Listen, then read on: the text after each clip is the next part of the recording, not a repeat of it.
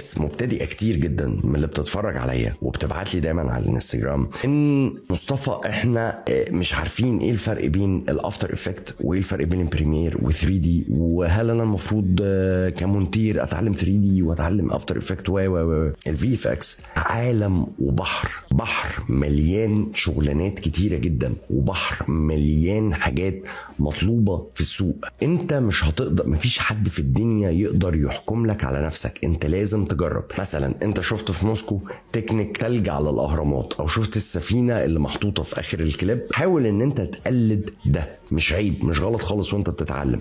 وانت بتقلد او انت بتعمل ريبليس للاليمنت ده، هتلاقي بقى حاجات كتيره قوي. هتلاقي نفسك بتتعلم لايتنج، وهتلاقي نفسك بتتعلم ريندرنج، وهتلاقي نفسك بتتعلم بحور كتيره جدا جدا جدا في 3 دي. هتلاقي نفسك بمعنى صح بتفتح لنفسك سكك في حاجات كتيره جدا. فكل المطلوب